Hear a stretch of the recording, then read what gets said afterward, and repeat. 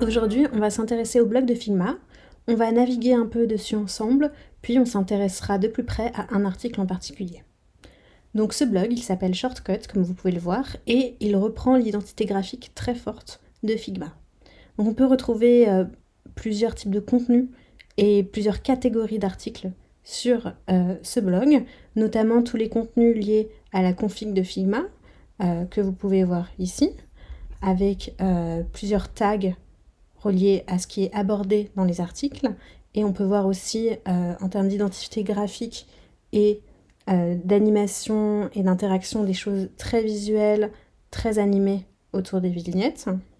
Puis il y a aussi plusieurs autres catégories, comme donc Inside Figma, qui reprend des choses sur les fonctionnalités de Figma ou beaucoup de choses autour de l'outil en lui-même. Des insights, donc des choses plus globales sur, par exemple, des sujets autour du design system ou de l'intelligence artificielle. Des ressources, des choses plus concrètes autour des travaux que peuvent faire les designers ou les développeurs, toutes les personnes amenées à utiliser Figma. Donc avec par exemple ici 23 ressources relatives au prototypage. Et puis quelque chose d'un peu plus large mais très intéressant, c'est des portraits, des interviews de designers en rapport avec Figma, là encore.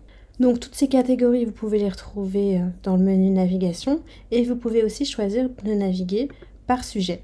Donc quand vous recherchez des ressources sur quelque chose en particulier, par exemple la rédaction ou l'image de marque, vous allez directement pouvoir accéder aux articles qui se portent sur ce sujet-là.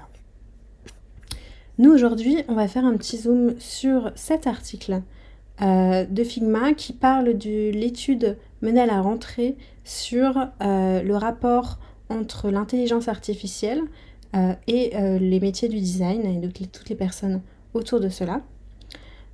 Donc cette étude, elle a été faite auprès de 1800 designers et développeurs à propos justement de l'impact de l'IA générative sur leur travail, leur métier et leur façon de travailler au quotidien, ainsi que de comment ils envisagent de s'en servir à l'avenir.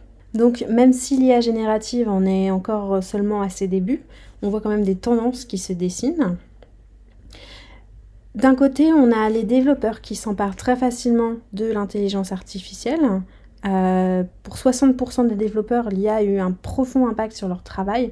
Ça permet de ne pas perdre de temps sur des tâches à faible valeur ajoutée et pouvoir se concentrer sur autre chose.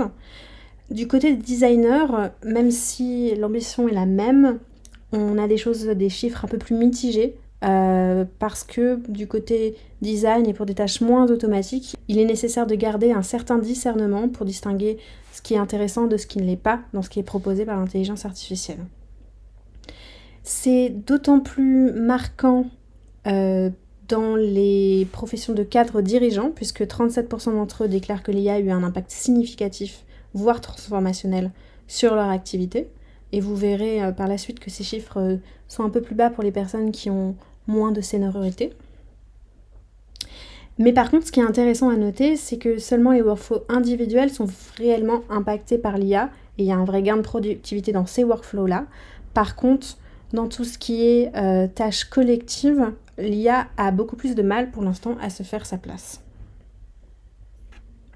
Ce qui est intéressant aussi, c'est que Figma s'est intéressé non seulement à l'utilisation de l'intelligence artificielle dans le travail d'un designer, mais aussi à l'implémentation de l'intelligence artificielle dans les produits, les sites web sur lesquels les designers vont travailler.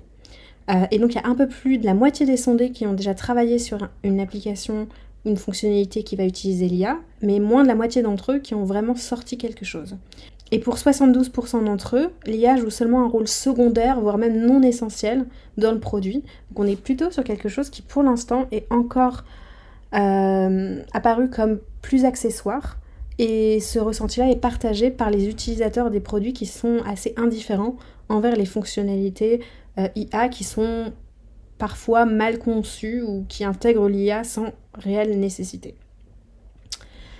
Donc tout cet article, il est lié à une étude que vous pouvez télécharger depuis ce blog-là et que je vous invite à regarder plus en détail si tous ces sujets-là vous intéressent. Donc il y a beaucoup plus de contexte apporté sur l'étude en elle-même et ses chiffres. des choses un peu complémentaires aux chiffres qu'on a vus à l'instant dans l'article, et notamment quelques chiffres assez intéressants sur l'impact de l'intelligence artificielle sur le travail d'un designer en fonction de son ancienneté. Et on peut voir que c'est effectivement chez les cadres dirigeants, comme on voyait juste avant, que c'est beaucoup plus impactant que sur des cadres intermédiaires ou sur des contributeurs individuels. Toutefois, le plus gros du pourcentage se situe quand même sur un impact modéré ou significatif, mais pas sur un impact profond. Donc voilà, si tout ce sujet vous intéresse, n'hésitez pas à vous rendre sur Figma, sur le blog de Figma, Shortcut, pour accéder à cette étude et pour rentrer plus en détail dans ce sujet.